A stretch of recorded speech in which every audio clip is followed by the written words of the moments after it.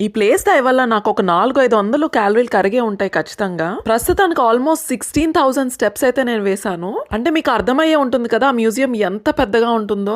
ఇదైతే భలే ఇంట్రెస్టింగ్ గా అనిపించింది. అప్పట్లో ట్రైన్ ట్రాక్స్ ఇలా వుడ్ తో ఉండేవంట. చాలా రకాల ట్రైన్స్ అయితే ఈ ప్లేస్ లో మేము చూడగలిగాము. కొన్ని వందల సంవత్సరాల క్రితం ఐటమ్స్ అన్ని కూడా వీళ్ళు ఇక్కడ ట్రెజర్ చేసి దానిని మంచిగా మనకి షోకేస్ లో పెట్టి చూపించడం జరిగింది. ఇంజిన్ కాకుండా ఇలా గుర్రంతో నడిచే ట్రైన్స్ కూడా ఉండేవంట.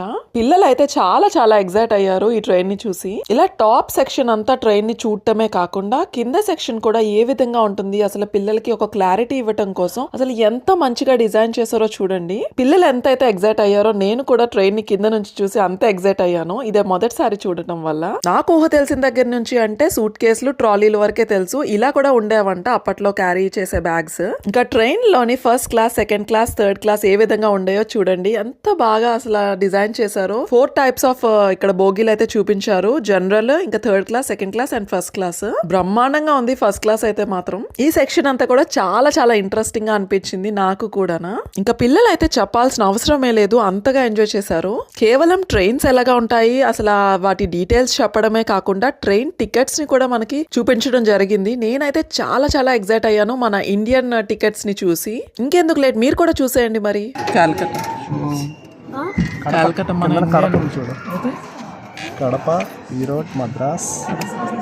మన టికెట్లు వచ్చేవి India, Howrah, India, Madras railway. Child ticket Madras, Kadapa, Madras. అమ్మ మన ట్రైన్లో కూడా ఇక్కడికి వచ్చాయి.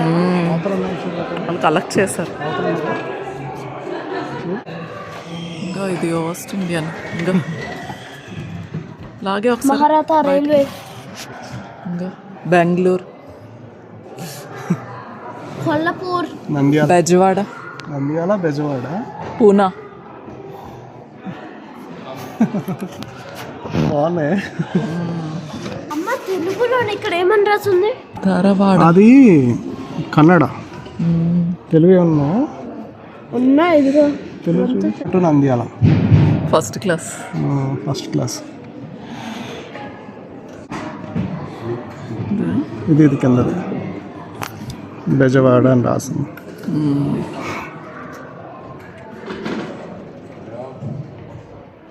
మా ఆయన టికెట్లు చూసి ఇండియాల పైన అంత మురిసిపోతున్నాడని చెప్తా.